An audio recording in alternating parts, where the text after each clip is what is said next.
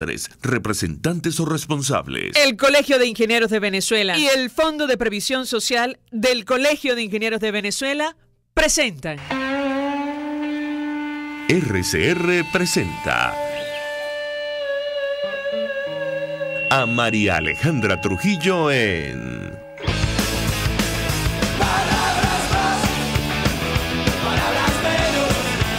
Palabras más, palabras menos.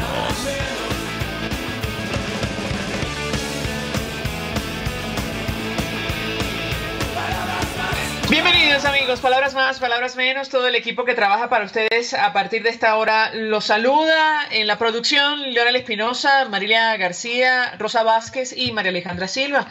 En la redacción, Jackson Vargas. En la edición y montaje, Jan Martínez Monasterios, quien tendrá el inmenso placer de acompañarles, María Alejandra Trujillo. Hoy vamos a hablar ampliamente acerca del problema de la inseguridad, desde la perspectiva de la acción de los cuerpos de seguridad del Estado. Quien nos acompaña, bueno, ha suscrito un trabajo especial para el portal web Runrunes, hablando acerca del desempeño de lo que el gobierno denominó como operaciones para la liberación del pueblo. Rona Riz, que es periodista de este portal, 1.000.000 de gracias por atendernos. Muy buenos días. Hola, buenos días. Gracias por la invitación, María Alejandra. Pues mucho interés de conocer los detalles acerca de esta investigación que entiendo está basada en cifras oficiales de la Fiscalía General de la República, la que estuvo bajo la responsabilidad de Luis Ortega Díaz antes de salir de Venezuela. Ustedes hacen una seria denuncia sobre el número de personas asesinadas en el marco de estos operativos entre 2015 y 2017, más de 500 víctimas mortales por acción de los cuerpos de seguridad. Quisiera tu comentario, ¿te escuchamos? Bueno, es importante precisar, y para que no queden dudas, ni para que tampoco se piense que se trata de algún interés político o fuera de lo profesional periodístico, no solamente utilizamos las cifras o el informe del Ministerio Público sobre los casos de la OLP, sino que además el equipo de Runrunes elaboró una base de datos propia, con información, con las informaciones publicadas en los medios de comunicación de todo el país acerca de los procedimientos de la OLP. La base de datos que está a disposición en el especial, además tiene los links que llevan directo a esas informaciones publicadas donde se habla de cada víctima y de las circunstancias en que murieron estas personas durante esos supuestos procedimientos de OLP y enfrentamientos. Entonces, bueno, esto es importante precisarlo porque de hecho se comparan y nuestra cifra, la cifra que obtuvimos con nuestro registro es incluso mayor a la del Ministerio Público, o sea, parecida, porque el Ministerio Público habla de 505 víctimas y nosotros hablamos de 560 víctimas durante las OLP. Y bueno, durante la investigación hicimos un recorrido, fuimos a 4 estados del país, los que tenían las mayores tasas de personas fallecidas como consecuencia de la OLP, y allí entrevistamos a víctimas y además a funcionarios policiales y a testigos que nos dieron su versión de lo que eran esos procedimientos, en qué consistían. Durante las entrevistas, bueno, fuimos a Barlovento, estuvimos en el estado Bolívar, en la zona minera, estuvimos en el estado Carabobo, en el estado Aragua, y en Valles del Tuy y acá en Caracas. Hay varios detalles de la investigación. Cuéntame, María Alejandra. Sí, te comentaba que hay varios detalles de la investigación que llaman poderosamente la atención, sobre todo por la denuncia de violación sistemática de derechos humanos en nuestro país. Creo que incluso parte de estos datos figuran en el último informe del Alto Comisionado de Derechos Humanos de Naciones Unidas, y yo quisiera tu comentario al respecto, saber, por ejemplo, si estos hechos fueron investigados, porque en la práctica, y me corregirás si me equivoco, estamos hablando de muertes, asesinatos extrajudiciales en nuestro país, ¿correcto? Así es, o sea, en el caso del Ministerio Público ellos abrieron investigaciones por varios de los casos. De hecho, en el informe se hablan ellos hablan de 505 casos de víctimas fallecidas y hablan de más de 300 casos que tienen averiguaciones abiertas por homicidios, considerados homicidios, es decir, donde se presupone que las personas fueron asesinadas por funcionarios de los cuerpos de seguridad del Estado. Hay también la presunción de que la mayoría de estos casos son ejecuciones extrajudiciales. Y hay mucha semejanza, y por eso tomamos algunas de los textos que aparecían en el informe del Comisionado de Derechos Humanos, porque hay similitud entre la práctica de lo que fue la OLP y los procedimientos durante la represión en las protestas. También hay similitud en el hecho de lo que se consideran ejecuciones extrajudiciales, y por eso consideramos que sí hubo ejecuciones extrajudiciales en la OLP. Para eso también entrevistamos a expertos, entrevistamos principalmente a personas, a muchas personas del equipo de COFAVIC, Liliana Ortega, al abogado Ronnie Boquier, a la psicóloga de COFAVIC, donde ellos hablaban acerca de las características. Como sabemos, COFAVIC es la ONG que desde el Caracazo se ha dedicado a trabajar los casos de ejecuciones extrajudiciales en Venezuela con mucha seriedad y ha llevado muchos casos a cortes internacionales. Algunos de estos han salido con sentencias contra el Estado venezolano. Entonces, bueno, en el caso de las OLP, también COFAVIC ha estado trabajando, investigando y ha calificado, considerado que algunos de estos casos se pueden considerar ejecuciones extrajudiciales. Cuando vas a hacer las entrevistas, o cuando íbamos a hacer las entrevistas con los testigos de los casos de OLP, con los familiares de las víctimas, mira, era muy particular porque la mayoría de los casos eran iguales. O sea, los funcionarios llegaban con los rostros cubiertos, vestidos de negro, con armas largas, irrumpían en las viviendas sin ningún tipo de orden judicial, sometían a toda la familia, y eso incluye niños, ancianos, personas discapacitadas, y luego ejecutaban a los varones que tenían edades entre 15 y 25 años en la mayoría de los casos. Las ejecuciones en la mayoría de los casos ocurrían incluso dentro de las propias viviendas de las víctimas. En algunos casos sacaban a los familiares de la víctima a la calle y cometían la ejecución dentro de la vivienda, y en otros casos simplemente los dejaban dentro de la casa y cometían la ejecución dentro de la vivienda. Luego simulaban un enfrentamiento y después simplemente no había información sobre el cadáver. Se llevaban el cadáver de la víctima y la familia no era informada, se daba después un ruleteo de la familia buscando de cuerpo policial en cuerpo policial y morgue a la persona asesinada, hasta que finalmente, bueno, se enteraban de que había sido justamente eso, ejecutada. De hecho, en el trabajo tenemos un video que es como una especie de reconstrucción de lo que era la OLP, y fue muy llamativo porque, como no teníamos imágenes, lo hicimos con unas ilustraciones, pero tomamos los testimonios de las grabaciones de algunas familiares de víctimas que permitieron ser grabadas, para que esto fuera la narración de ese video. Entonces es como un collage con testimonios, porque todos los testimonios eran similares. Entonces lo que hicimos fue tomar partes de cada uno y juntarlos todos, y se oyen voces de distintas familiares de víctimas contando lo que fue su experiencia, lo que vivieron durante la OLP. A propósito de este tema, por cierto, seguramente hay mucha similitud, aunque ustedes no lo hicieron seguramente con intención, entre este trabajo y el que publicó hace días Amnistía Internacional, justamente para denunciar lo que fue la acción de los cuerpos de seguridad durante las protestas, el allanamiento sin orden judicial y tantas irregularidades y violaciones de derechos humanos que se cometieron en Venezuela. Lo cierto es que ustedes destacan un dato y nos llama poderosamente la atención. El 99%, prácticamente el 100% de las víctimas de estos operativos eran de nacionalidad venezolana, lo cual contrasta abiertamente con el argumento inicial del gobierno, y es que ellos pusieron en práctica estos operativos para acabar con la supuesta actividad paramilitar en nuestro país. Quisiera tu comentario en torno a este tema. Sí, eso fue súper interesante porque ese dato, por ejemplo, se desprende del informe del Ministerio Público, donde se dice que menos del 1% de las víctimas eran extranjeros y más del 99% de las víctimas, 99,2 creo, eran venezolanos. Y es muy llamativo porque cuando revisas todos los videos y las declaraciones de los funcionarios oficiales del gobierno venezolano durante los procedimientos de la OLP, te encuentras con que todos hablan de que uno de los objetivos de las OLP es eliminar el paramilitarismo colombiano y acabar con estos grupos colombianos que están operando en Venezuela, cuando, bueno, sabemos que eso no es así, que no existe tal paramilitarismo, sobre todo en los barrios del país. O sea, podemos hablar quizás de que puede existir algo similar en la frontera, que sabemos que existen unos grupos denominados BACRIM, que son unas derivaciones de las Autodefensas Unidas, pero en el caso de Caracas y de la zona central no existe lo que se puede considerar grupos paramilitares. Lo que hay son bandas delictivas, en algunos casos bandas organizadas y en otros casos bandas simplemente que operan para cometer delitos comunes. Entonces, bueno, sí es muy llamativo porque al final ese no era el objetivo, todo lo contrario, detectamos algunos móviles o objetivos que había detrás de la OLP. Por ejemplo, en el caso del procedimiento que se realizó en Barlovento, lo que se consideró la masacre de Barlovento, podemos identificar que aparentemente hubo una represalia relacionada con el asesinato de un familiar del vicepresidente Aristóbulo Isturi. Esta persona fue asesinada en el pueblo de Capaya para robarle una moto, y luego comenzó una persecución contra los supuestos integrantes de la banda que asesinó a esta persona que era familiar del vicepresidente Aristóbulo Isturi, lo que terminó en la masacre de Barlovento. Varias de las víctimas eran señaladas y fueron torturadas durante su cautiverio, según cuentan testigos que se salvaron. Varias de estas víctimas intentaban hacerles confesar que eran los que abastecían de armas a la banda de la zona, que eran los que habían intentado desvalijar la moto del familiar del vicepresidente Isturi. Entonces, bueno, y eso lo apreciamos también en otros casos. La mayoría de los casos de OLP, porque la masacre conocida fue esa, pero la mayoría de los casos de OLP en Barlovento eran masacres con más de 9 víctimas, 10, 12 víctimas, 15 víctimas.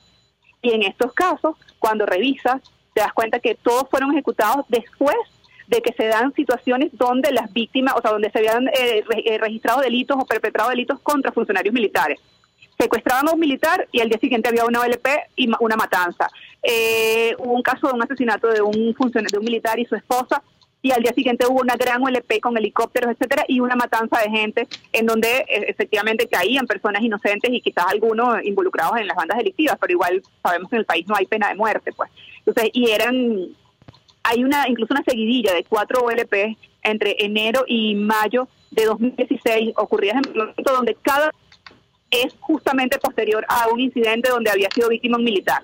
Entonces, hay gente que defiende este tipo de acciones y uno dirá, bueno, sí, también el militar fue víctima, no sé qué, sí, pero lo que pasa es que estos casos ocurren porque las víctimas fueron militares. Pensemos si las víctimas hubiesen sido civiles o cualquiera de nosotros. ¿Habría un procedimiento similar? ¿Habría una búsqueda, entre comillas, de justicia similar? Bien, estamos conversando, amigos, con Rona Rizquez. Ella es periodista de la unidad de investigación del portal web Runrunes. Tenemos que hacer una pausa. Te dejaría la siguiente inquietud, Rona. Ustedes concluyen, entre otras cosas, en este trabajo acerca de las operaciones para liberación del pueblo, que este improvisado plan estaba fuera de control desde el inicio, cuando se reportó la masacre de 15 personas en la Cota 905 en el suroeste de Caracas. Yo quisiera tu comentario en torno a este tema, porque da la impresión que al final el objetivo inicial que al menos se estableció el gobierno públicamente, bueno, no tiene nada que ver con los resultados finales. Te dejo la inquietud, hacemos una pausa, regreso más. Usted escucha Palabras Más, Palabras Menos en RCR 750 AM. Mensaje del ingeniero Enzo Betancourt, presidente del Colegio de Ingenieros de Venezuela. Estimados colegas, ingenieros, arquitectos y profesionales afines, el hombre es del tamaño de sus dificultades y siempre será capaz de vencerlo. En el año 2018 debemos trabajar para construir el país que nos merecemos todos los venezolanos. Siempre un paso adelante. Visita nuestro portal www.cib.net.be. Colegio de Ingenieros de Venezuela, construyendo futuro. Es momento de crecer, aprender cosas nuevas, desarrollarnos. Necesitamos más espacio. Creo que es mejor que nos tomemos un tiempo.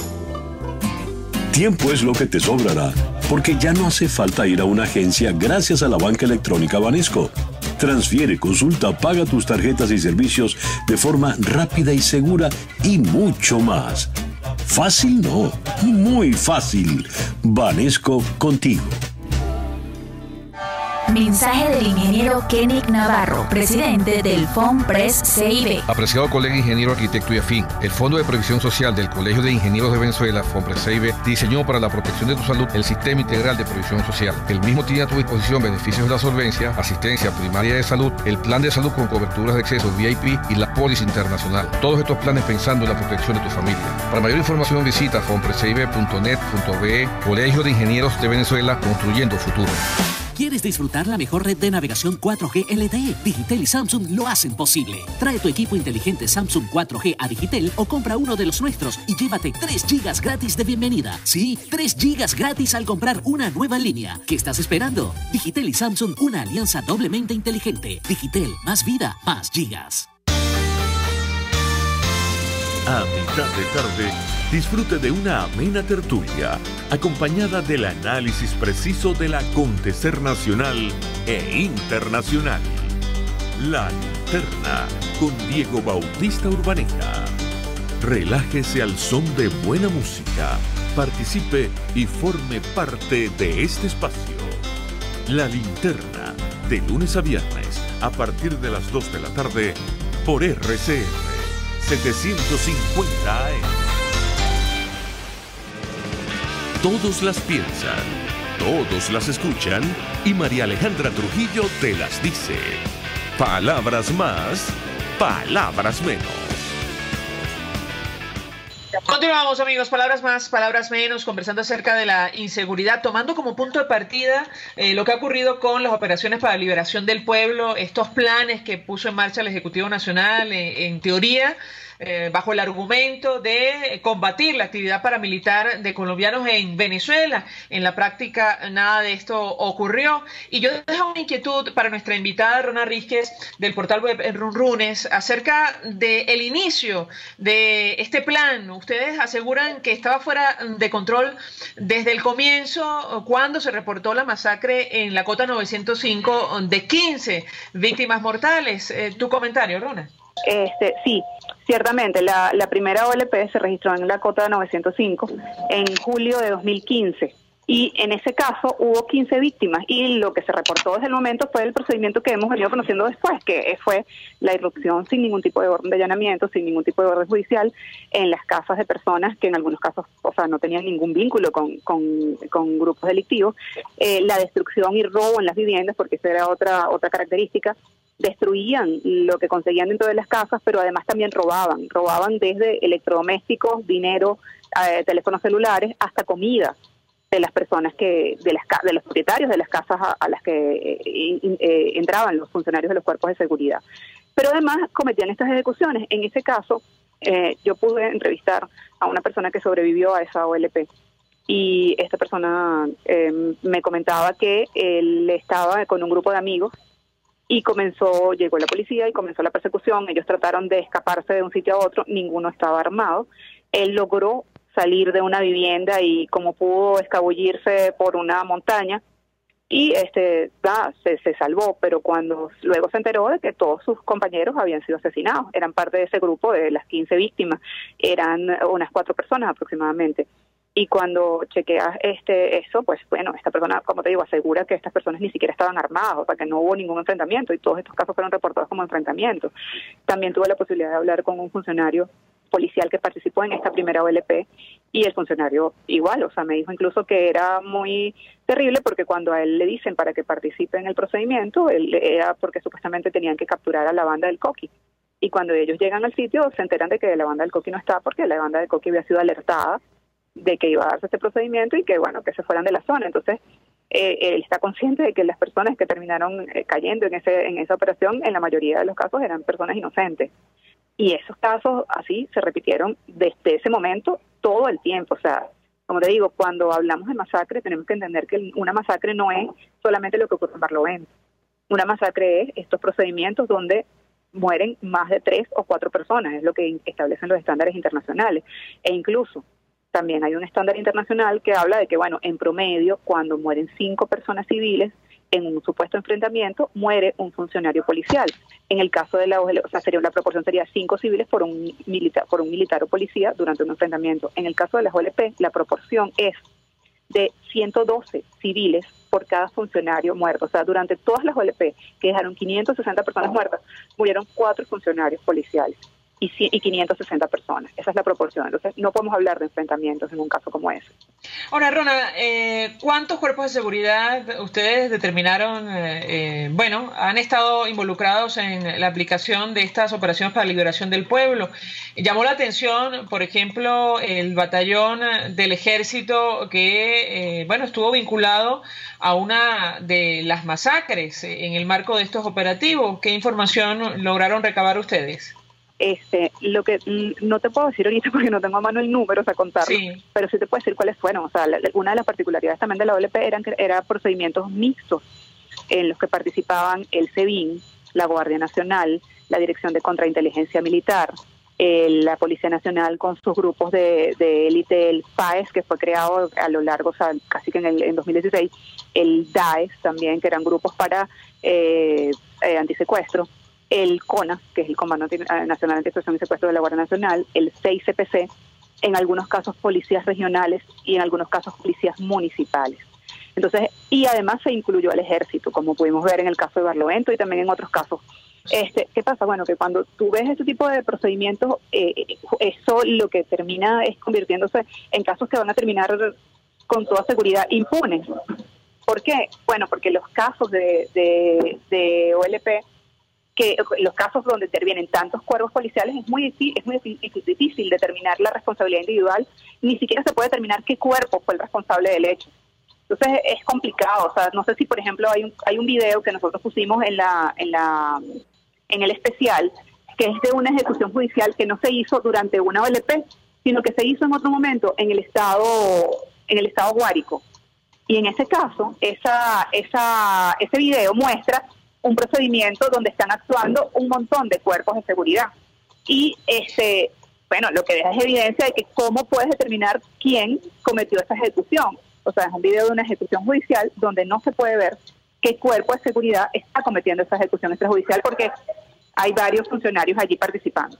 No, y además, en la mayoría de los casos, buena parte de ellos, los funcionarios, iban con la cara tapada, incluso con la máscara de la muerte, lo cual llamó poderosamente atención y escandalizó, de hecho, a la comunidad internacional en su momento. Ahora, yo tengo que preguntarte, Rona, a título personal, el presidente Nicolás Maduro, como ustedes recuerdan en el especial, llegó a afirmar que estas OLP eran instrumentos perfectos para lograr la paz. Sin embargo, da la impresión que, bueno, el objetivo de estos planes no tenía nada que ver con la lucha contra la delincuencia, al menos a la luz de los resultados. Si esto es así, bueno, ¿cuál era la finalidad? ¿A qué conclusión llegas tú después de este trabajo especial publicado por Runrunes? Mira, había varios objetivos. En principio, recuerden que la OLP arranca justamente en los meses previos a la campaña electoral para las elecciones parlamentarias, que terminó perdiendo el gobierno por una amplia diferencia. Había una situación económica en el país, comenzaba a agudizarse la situación de escasez de alimentos y además estaba muy grave la situación de inseguridad. Los secuestros se habían disparado, los homicidios, como pueden darse cuenta en estos dos últimos años, aumentaron también considerablemente. Entonces, bueno, lo que pareciera que era como el mecanismo, lo que el gobierno consideró que era más fácil de manejar era el tema de la inseguridad. No podía resolver el tema de los alimentos, no podía resolver el tema de la inflación y asumió que quizás podía, con una política de mano dura, controlar el tema de la seguridad ciudadana. Entonces, por esa razón, esa es una de las razones, o sea, porque además esas razones fueron cambiando y se adaptaban según las circunstancias. Como te decía, hubo otros casos donde se utilizó la OLP como mecanismo de venganza o represalia por parte de funcionarios del Estado cuando ellos habían sido víctimas o familiares de ellos habían sido víctimas de algún grupo delictivo. Es el caso de lo que ocurrió en Barlovento con los militares. Es el caso de lo que ocurrió en Barlovento con el familiar del vicepresidente Cristóbal Isturi. Y además también tenemos algunos reportes donde se usaba la OLP por solicitud de empresas privadas contratistas del Estado, como Odebrecht, cuando sentían que sus operaciones estaban siendo afectadas por las actividades de las bandas organizadas. Entonces pedían al gobierno el apoyo de la OLP para hacer una limpieza, entre comillas, como también incluso en algún momento por error lo llamó el presidente Nicolás Maduro. Entonces, bueno, las motivaciones eran variadas. En el caso de las minas también era un mecanismo para, como sabemos, el control de las minas es un negocio, una mafia que opera donde hay militares involucrados, donde había intereses también aparentemente del gobernador, exgobernador Rangel Gómez, y él utilizaban las OLP para limpiar la zona de los grupos que ya no les interesaban y colocarse ellos al mando de toda la operación minera en ciertas zonas del Estado, pues. Entonces, bueno, había intereses diversos dependiendo. En otros casos se utilizó la OLP para sacar a los grupos delictivos y dejar los territorios en manos de los colectivos. De hecho, los colectivos en algunos casos también participaron en la OLP y ejecutaron personas, identificaron personas, etcétera. Rona Rísquez, gracias por atendernos, acompañarnos estos minutos. Periodista, está al frente de la unidad de investigación del portal Runrunes, ofreciendo detalles acerca de esta investigación que determinó que, entre otras cosas, este plan al final no funcionó para acabar con la actividad de paramilitares, supuestos paramilitares colombianos de nuestro país. Todo lo contrario, terminó acabando con la vida de venezolanos, sobre todo de menores recursos en nuestro país. Rona Rísquez, gracias. Hacemos una pausa, vamos a publicidad. Estás escuchando Palabras Más Palabras menos por RCR 750 AM. Pluralidad contigo. Respeto contigo. Responsabilidad contigo. Libertad contigo. Estamos contigo y punto. De lunes a viernes a la 1 de la tarde. Contigo. Solo por RCR 750 AM. Porque lo bueno une. Son las 7:28. Es la hora de aprovechar el tiempo para realizar tus operaciones con la banca electrónica Banesco. Fácil no, muy fácil. Banesco contigo. El siguiente espacio educativo está dirigido a niños, niñas y adolescentes. RCR presenta Todo se puede, una producción nacional independiente de Mayra Prado, certificado número 16923. El cambio es acción. Muévete por tu salud. No tienes excusa. Tú puedes. Primeros auxilios contra la desesperanza y el pensamiento catastrófico. En una situación difícil es muy fácil alinearse con el pensamiento de la mayoría de las personas. Cosas como, esto no sirve, esto no cambia. La presión emocional sabe dejar sus huellas y los cambios se notan en nuestro nivel de energía y la forma de manejar nuestras rutinas de vida. Me dirás, ajá, ¿qué hago? A mis manos llegó un artículo de la psicóloga Mari Carmen Rivas publicado en tururú.com, quien nos preparó un botiquín de primeros auxilios contra la desesperanza y el pensamiento catastrófico. 1. No te aísles. La comunicación nos ayuda al desahogo, la distensión emocional y a compartir ideas para salir de la crisis. 2. Dedica un poco de tu tiempo al cuidado de tu cuerpo y de tu salud. Respeta en las medidas de tus posibilidades tus horas de comida y de sueño. 3. Evita el uso del lenguaje fatalista, palabras de desaliento, desesperanza, de odio, de guerra, de muerte. Estas infunden malestar, parálisis, desasosiego, angustia, desmotivación y toda suerte de emociones y sentimientos que nos restan fuerza y creatividad. 4. Combate la percepción parcial negativa, ese hábito de enfocarte siempre en lo que te falta, en lo malo. Haz el ejercicio consciente de buscar las cosas buenas que ocurren en tu entorno. 5. Evita los desinfladores de sueños. ¿Sí? Esa gente que tiene un problema para cada solución que tú propones. 6. Filtra la información que recibes. No te hagas eco de rumores, ya que cuando lo haces dejas de usar tu sentido común y pierdes el interés en la comprensión y la lógica de las cosas que vives. 7. Establece pequeños retiros de reforzamiento emocional. Saca tiempo para momentos de ocio, de recreación, para la conexión con la espiritualidad, para el romance, la risa, el humor, el entretenimiento. 8. Haz un inventario de los talentos que tienes como recursos personales y decide cuántos puedes poner al servicio de una solución a los problemas colectivos. 9. Teme menos al futuro y pon más intención en el presente. Recuerda que el mundo no se acaba prácticamente ninguna de las veces que dices, esto es lo último, hasta aquí llegamos. Muchas personas me preguntaban, ¿cómo puedes decir que todo se puede en un momento como este? Porque creo profundamente en nuestro talento y perseverancia, que esta situación sirva para sacar lo mejor de nosotros. Seguimos la conversación en Twitter por @todosepuedenet. Sé la diferencia, todo se puede. RCR presentó Todo se puede con Mayra Prado. Síguela por Twitter, @todosepuedenet. Una producción nacional independiente de Mayra Prado, certificado número 16923. Mensaje del ingeniero Enzo Betancourt, presidente del Colegio de Ingenieros de Venezuela. Estimados colegas, ingenieros, arquitectos y profesionales afines, el hombre es del tamaño de sus dificultades y siempre será capaz de vencerlo. En el año 2018 debemos trabajar para construir el país que nos merecemos todos los venezolanos. Siempre un paso adelante. Visita nuestro portal www.cib.net.be. Colegio de Ingenieros de Venezuela, construyendo futuro. En la ONG Regala una Sonrisa somos Más Acción. Atención a personas en situación de calle, banco de ropa, campaña con Sonrízate, yoga de la risa. Y para tu empresa te invitamos a vivir la experiencia risística para generar un entorno de felicidad. Contáctanos www.regalunjajaja.com o @regalunjajaja. ONG Regala una Sonrisa. Más acción, menos discurso. Mensaje del ingeniero Kenick Navarro, presidente del FOMPRES CIB. Apreciado colega ingeniero, arquitecto y afín, el Fondo de Previsión Social del Colegio de Ingenieros de Venezuela, FOMPRES CIB, diseñó para la protección de tu salud el Sistema Integral de Previsión Social. El mismo tiene a tu disposición beneficios de la solvencia, asistencia primaria de salud, el plan de salud con coberturas de acceso VIP y la póliza internacional. Todos estos planes pensando en la protección de tu familia. Para mayor información visita fomprescibe.net.be. Colegio de Ingenieros de Venezuela, construyendo futuro. RCR 750 AM. Porque lo bueno une. Cuando hablamos de economía, pensamos en grandes cifras, en inflación, escasez, productividad. Sin embargo, en RCR todos los sábados a las 8 de la mañana le enseñamos que hay otra vía. Ligia Perdomo, Edesio Brito y Aurelio Concheso abordan la economía para que usted entienda cómo le afecta en su cotidianidad.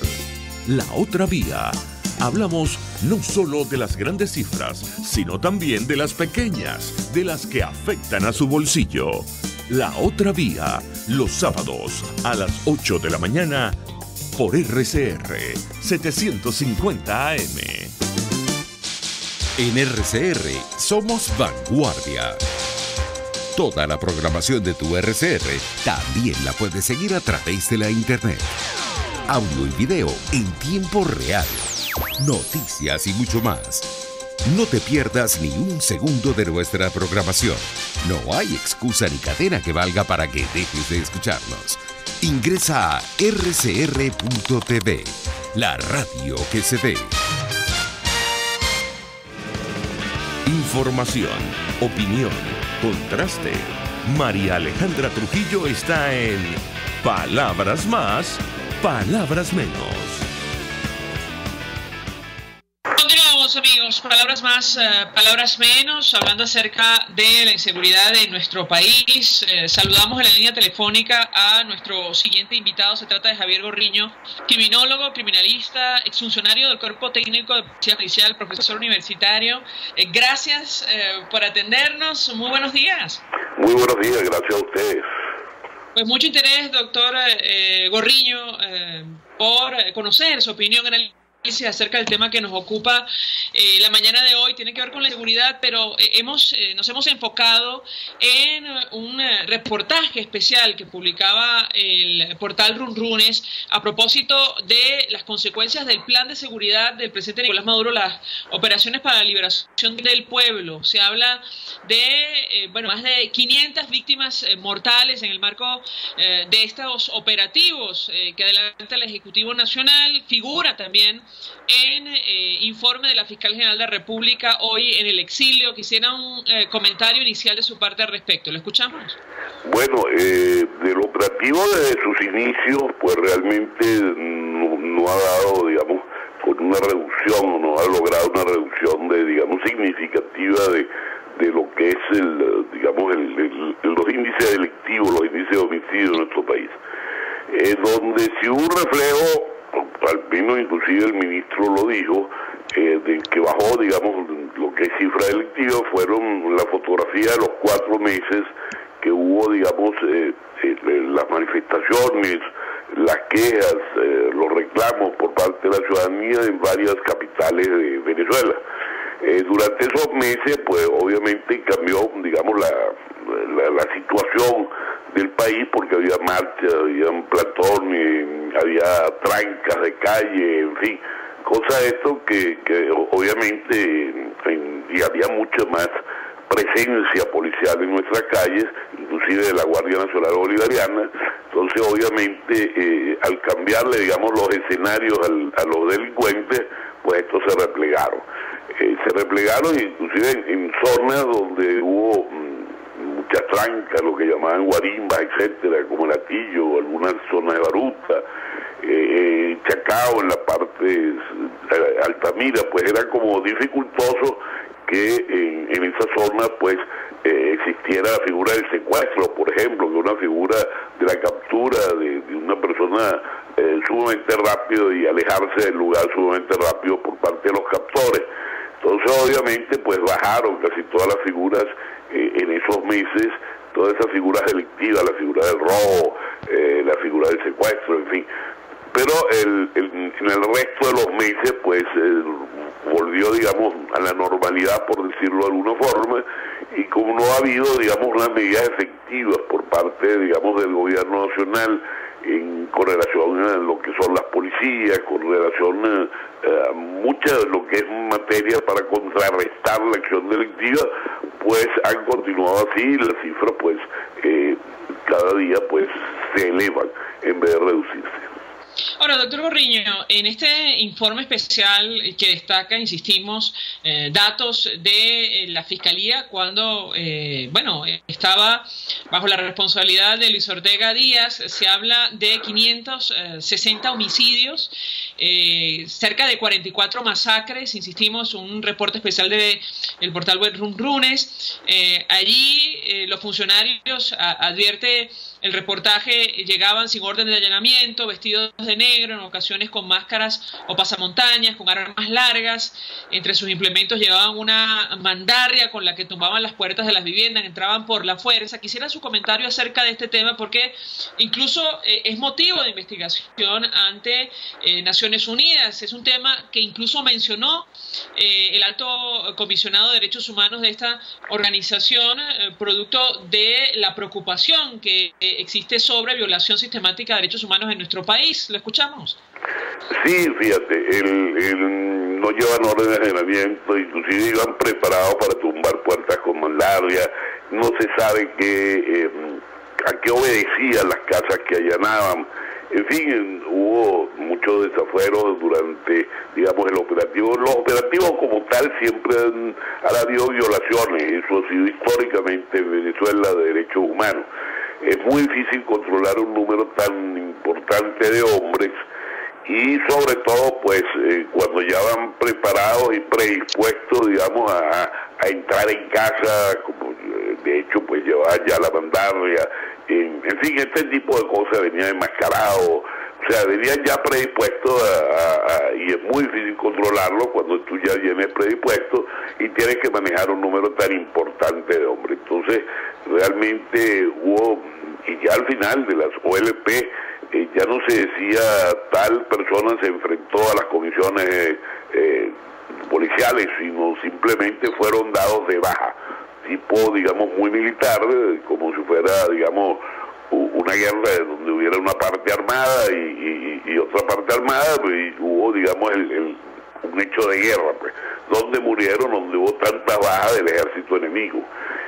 No se mostraban ni siquiera los nombres de las personas, si tenían amplios antecedentes no lo tenían, si eran, digamos, integrantes de una banda, las armas recuperadas, drogas, joyas, en fin, no, ya se obviaba todo eso, si no se decía hubo tantas bajas. Lo que significa esa opacidad es que lo más seguro pues que había muchas cosas que iban mucho más allá de lo que es la parte legal, la parte, digamos, de derechos humanos, lo que es el respeto, digamos, y normalmente, que es lo peor del caso, esto se hacía en barrios donde, digamos, había gente muy humilde, donde la protesta, mientras cubría la prensa, pues duraban 2 o 3 días y luego se olvidaba un poquito las acciones que pudieran ejercerse contra estos funcionarios. Entonces, ante esta opacidad, yo creo que lo que hubo fueron violaciones de derechos humanos, realmente no impactaron, digamos, las cifras del delito, obviamente no tienen razón de ser. Ahora, de hecho, hay un dato que resulta revelador, y es que más del 99% de las víctimas de las OLP, bueno, prácticamente el 100% eran venezolanas, no había paramilitares colombianos, tal y como, bueno, lo llegó a advertir el Ejecutivo Nacional, un elemento que utilizó, de hecho, como justificación para poner en práctica estos operativos. También quisiera su comentario en torno a este tema.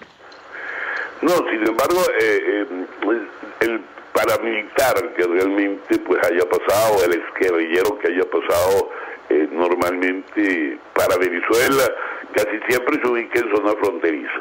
Ciertamente, pues sí, lo que se dedican en su gran mayoría, tanto los exguerrilleros como los paramilitares, ya que han estado toda la vida viviendo el delito, es muy difícil pues que vuelvan a la vida civil, digamos, a conseguir un buen trabajo. Pero los que se han pasado, digamos, al territorio venezolano normalmente lo han hecho, digamos, en frontera, han actuado y realmente son pocos los que hayan llegado, digamos, hasta el oriente, hasta el centro, hasta la capital. Es un grupo reducido de ciudadanos del país vecino, es guerrillero o ex paramilitares.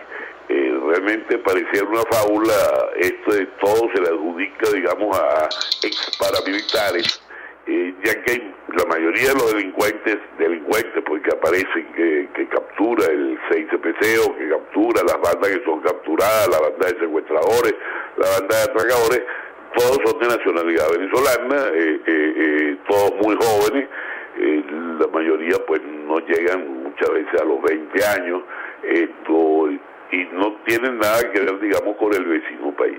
Antes de hacer la pausa para ir a publicidad, doctor Gorriño, apelando a su experiencia, quisiera su comentario a propósito de lo que hemos conversado durante estos minutos, el efecto que ha tenido estas operaciones para la liberación del pueblo implementadas por el Ejecutivo Nacional para, en teoría, reducir los índices de inseguridad. Da la impresión que no ha cumplido su cometido, al menos si era ese, tomando en cuenta que los índices de inseguridad no han bajado en lo absoluto. ¿Qué puede decirnos? ¿Lo escuchamos?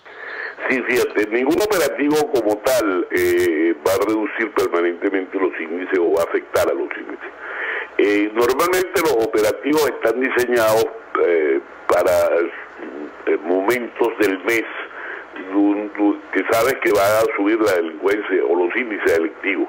Por ejemplo, en diciembre tú sabes que van a subir porque hay una mayor liquidez por el pago de aguinaldos, por el pago de utilidades, hay una mayor liquidez en la calle, la gente sale a comprar, sale a gastar, digamos, esos aguinaldos. Obviamente pues tienes que diseñar algo para que no se te disparen las cifras. Evidentemente no es para reducirlas, sino que realmente no se te disparen, sino que el AMPA sale, pues la policía también sale. Palabras más, palabras menos, hablando con el doctor Javier Gorriño. A esta hora hacemos una pausa, al regreso más. Escuchas a María Alejandra Trujillo en Palabras Más, Palabras Menos, por RCR 750 AM. Mensaje del ingeniero Ramón López, vicepresidente del Colegio de Ingenieros de Venezuela. Apreciado colega ingeniero, arquitecto y profesional afín, el sistema de salud venezolano no presta la atención requerida y la altísima inflación encarece notoriamente este servicio. Es por ello que el Fondo de Previsión Social del CIP te ofrece un servicio de salud seguro, confiable y accesible, con amplia cobertura. Para mayor información visita el portal www.cib.net.be, Colegio de Ingenieros de Venezuela, construyendo futuro. En La Toscana Restaurante consentimos en grande. Ven y deja que nuestro nuevo chef le brinde un nuevo disfrute a tu paladar, con la tradicional gastronomía toscana y los más variados sabores mediterráneos. Bergomi de pollo, manzana y queso de cabra en una deliciosa salsa de estragón y tomates secos. Toda la excelencia y buen servicio. La Toscana Restaurante, para los paladares más exigentes. Avenida Páez, El Paraíso. ¿Quieres disfrutar la mejor red de navegación 4G LTE? Digitel y Samsung lo hacen posible. Trae tu equipo inteligente Samsung 4G a Digitel o compra uno de los nuestros y llévate 3 GB gratis de bienvenida. Sí, 3 GB gratis al comprar una nueva línea. ¿Qué estás esperando? Digitel y Samsung, una alianza doblemente inteligente. Digitel, más vida, más gigas. Mensaje del ingeniero José Peraza, tesorero del FONPRES CIB. Estimado colega ingeniero, arquitecto y profesional afín, el Colegio de Ingenieros de Venezuela y el Fondo de Previsión Social, preocupado por la salud de tu familia, ha diseñado un sistema de salud integral que coloca a tu disposición y que contiene asistencia primaria de salud, ambulancia, hospitalización, cirugía, oftalmología, dermatología, fisioterapia, psicología, odontología, farmacia y funerario. Para mayor información, visítanos a nuestros portales cib.net.be, fonprescib.net.be, Colegio de Ingenieros de Venezuela, construyendo futuro.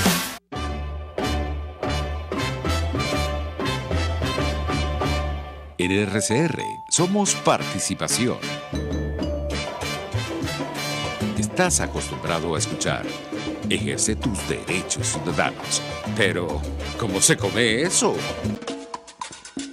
Con Constitución y Calle. Acompaña cada semana a Paola Bautista de Alemán y Juan Miguel Mateos y aprende a entender cuáles son tus derechos y deberes y cómo ejercerlos. Constitución y Calle, todos los sábados a partir de las 11 de la mañana, solo por RCR 750 AM. Síganos por @RCR750 y rcr.tv, la radio que se ve. Son las 7:48. Es la hora de aprovechar el tiempo para realizar tus operaciones con la banca electrónica Banesco. Fácil no, muy fácil. Banesco contigo. El doctor José Eduardo Troconis y sus especialistas invitados le ayudarán a obtener cada semana el secreto para mejorar su calidad de vida en RCR Salud. Usted podrá comprobar la veracidad de las tradicionales técnicas y últimas tendencias que se divulgan acerca de la salud y la medicina en nuestra sociedad. Hay mucho más dedicación y hay mucho más experiencia. Tenemos las herramientas. RCR Salud, todos los domingos, a partir de las 10 de la mañana, por RCR 750 AM. En RCR somos opinión. Golpe a golpe es la noticia de mañana hoy. Golpe a golpe es la noticia en el microscopio. Es lo que usted necesita oír, imaginar, ver. Golpe a golpe es imprescindible. Es tremendo. Golpe a golpe con Fausto Mazó. De lunes a viernes a partir de las 8 de la mañana por RCR 750 AM. Síganos por @RCR750 y rcr.tv, la radio que se ve.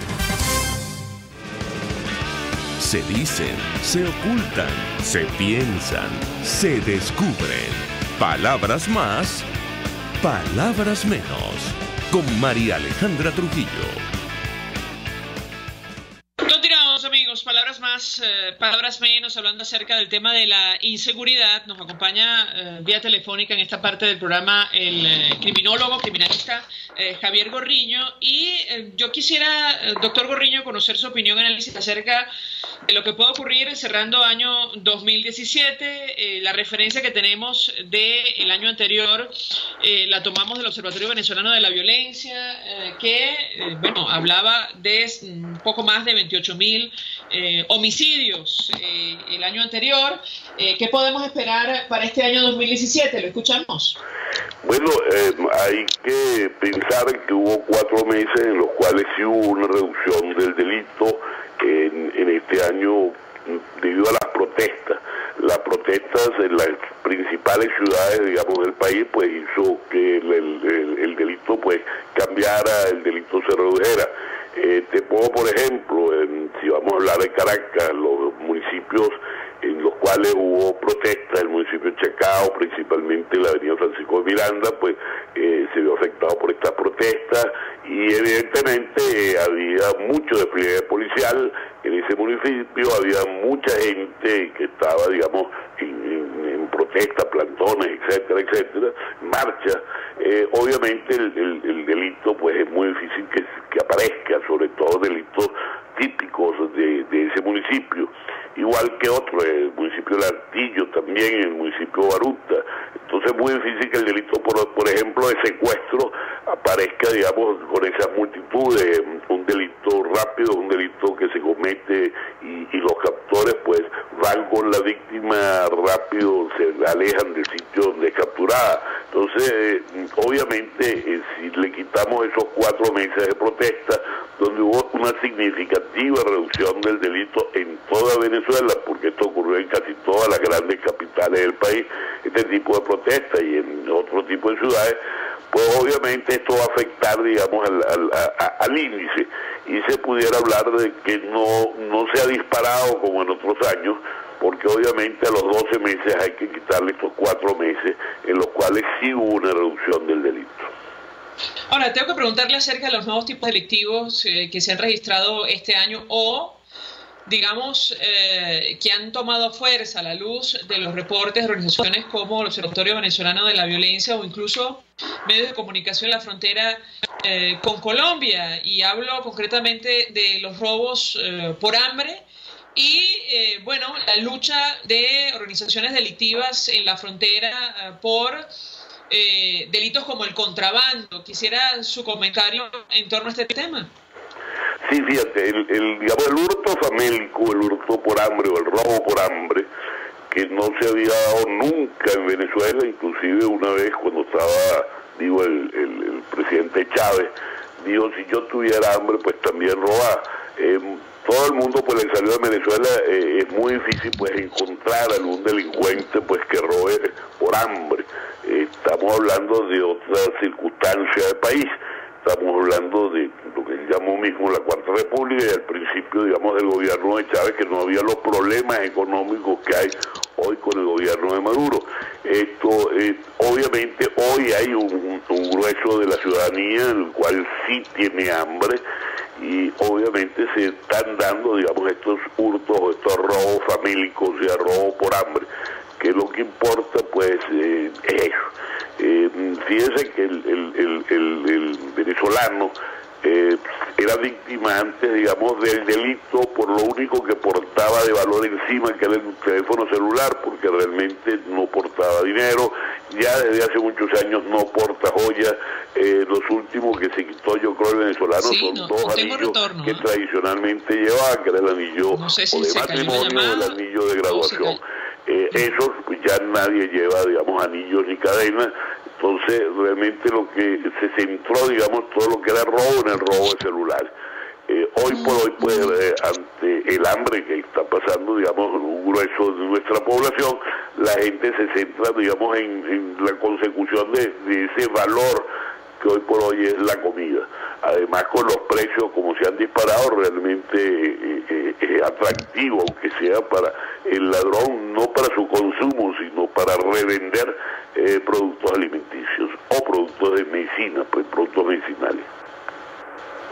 Y en el caso concreto de lo que está pasando en la frontera, quisiera su comentario. Evidentemente responde a el proceso de paz del lado colombiano y el grupo de probablemente guerrilleros que han decidido no asumir esa posición. También se habla de la participación de efectivos militares o incluso otro tipo de organizaciones. ¿Qué puede decirnos? Sí, fíjate, hasta hace unos años lo que era importante contrabandear era la gasolina, pues porque Venezuela, pues los subsidios de lo que es gasolina, pues hacen que la gasolina sea mucho más barata que en cualquier parte del mundo. Entonces lo atractivo era el contrabando de gasolina. Hoy por hoy es atractivo, pues digamos, el contrabando de todo, y realmente pues contrabandean pues todo para el lado colombiano. Estos contrabandos en su gran mayoría hay complicidad, digamos, de las autoridades, porque las autoridades son las que controlan, digamos, ese contrabando. Siempre hay complicidad de las autoridades, aunque nuestra frontera con Colombia es sumamente compleja. Hay cientos y miles de trochas que hacen muy fácil, digamos, el desvío hacia Colombia de cualquier producto venezolano. Eso ha sido, ya se quiere, tradicional. El centro, digamos, está ya, pues, digamos, hacia Colombia, porque los demás países, o sea, lo que es Brasil, es como más difícil, digamos, acceder, digamos, a ciudades cercanas. No es como lo que pasa en Colombia, que hay ciudades como Cúcuta, Maicao, que es muy fácil, pues, llevarse los productos para allá. Ahora, doctor Gorriño, según su opinión, a propósito de la evolución de la actividad delictiva en nuestro país, frente a qué escenario estamos, da la impresión, a la luz de ciertos acontecimientos que nos toca compartir con los amigos oyentes, que la delincuencia en Venezuela, probablemente producto de la crisis, se ha envilecido. No sé si usted comparte este análisis o esta percepción. Sí, no solamente se ha envilecido, sino que ha aumentado. Ha aumentado porque hoy por hoy, pues, es difícil que con un sueldo, pues, la gente pueda, digamos, subsistir. Entonces, obviamente, se van al lado del delito. Además, ha habido un cambio, digamos, de hace un tiempo para acá, no es nada más este año, ha habido un cambio en la mentalidad, digamos, del delincuente. La mayoría de los, digamos, de las actividades delincuentes, pues prefiere hacerlas en dólares que en bolívares. En los secuestros de hace más de un año, pues se están cobrando en moneda fuerte, digamos, en moneda en euros o en dólares, inclusive joyas, otro tipo de cosas, pues hoy por hoy el contrabando de armas para que el delincuente pueda operar también se hace en dólares. En fin, hay muchas actividades del delito que ya han pasado, ya no se hace en bolívares y se hace al delito. Además es un campo con poca respuesta por parte del Estado y obviamente eso hace atractivo al joven irse hacia el delito.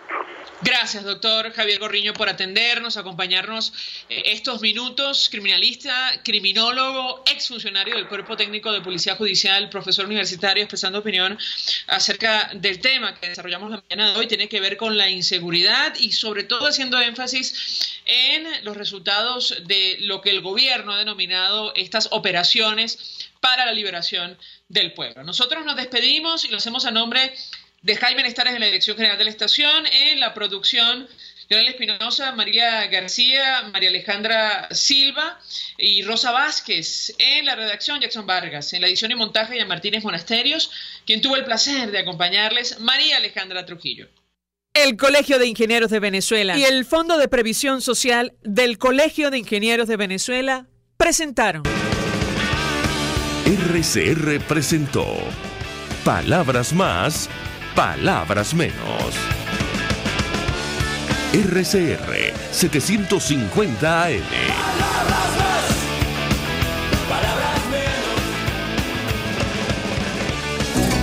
RCR 750 AM. Porque lo bueno une. El siguiente espacio educativo va dirigido a niñas, niños y adolescentes. La Fundación Bancaribe para la Ciencia y la Cultura presenta los hechos, las personas, las ideas que tejieron y cambiaron nuestra historia.